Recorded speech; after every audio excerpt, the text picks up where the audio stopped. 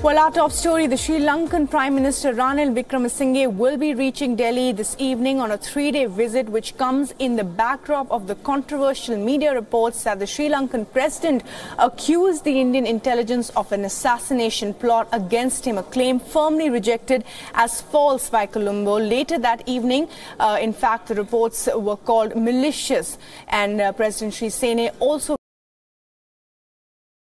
categorically reject the media reports about him, alluding to the involvement of the research and analysis wing in an alleged plot to assassinate him. There was also a meeting with the High Commissioner of India to Sri Lanka to assuage concerns of the Indian side. Now, Prime Minister Wickremesinghe will hold wide-ranging talks with Prime Minister Modi.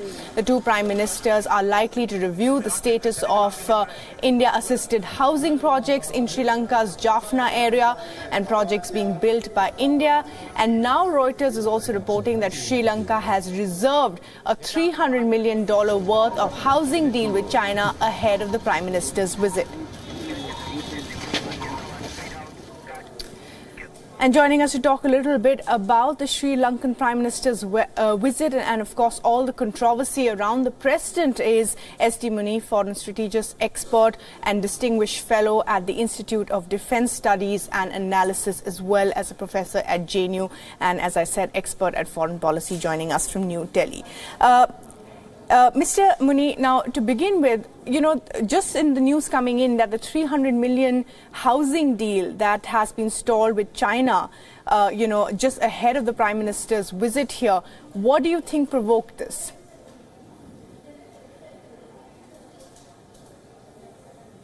The Chinese have been hugely investing in Sri Lanka, and we have already made a tremendous impact in the housing sector because we have almost handed them over more than 45,000 houses, and we are building another 10,000.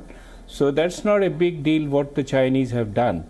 In fact, the Chinese investment is quite reasonably high in Sri Lanka. Right, but what I'm trying to say here is that the Sri Lankan government has actually stopped that housing project of the Chinese because, of course, that is something that they will be discussing with the Indian side as well. So do you think this is in a way to assuage concerns of the Indian side? Well, I would not like to think in that direction. The problem in Sri Lanka is really rooted into its very fluid politics, and somehow or the other, unfortunately, both the political polarization as well as social polarization is taking place along China and India, and you see many other consequences of the same. Therefore, one may like to interpret in that way, but India and Sri Lanka have been competing there for a fairly long time. And Sri Lanka's relations with China go back to 1952. Yes. And yes. Yes, and so I'd also like to ask you, Mr. Muni, that now there have been also reports, of course, just ahead of this visit, that the Sri Lankan president had alleged that there was a plot to kill him, and this plot, an assassination plot, allegedly was from the Indian intelligence services. That, of course, has been later denied by the Sri Lankan side. What do you think happened here? Well, I agree with you. This is one of the bizarre news report which has come out, and is a kind of strange behavior on the part of the Sri Lankan leadership, where president is this is attributed to the president and then president denies it. Here again, what I see at the root is the internal conflict going on Sri Lanka. The president is very unhappy, it seems, with the Prime Minister.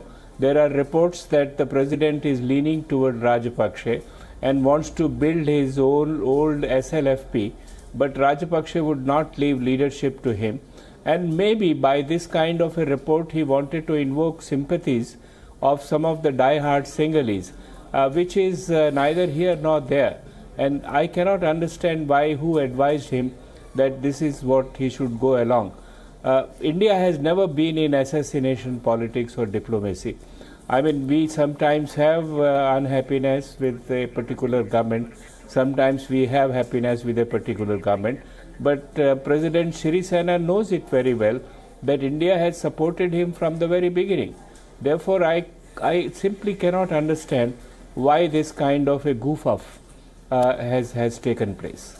Right, Mr. S.D. Muni, thank you very much for joining us with your perspective on Sri Lanka ahead of the Sri Lankan Prime Minister's visit to India starting today. Thanks very much for that.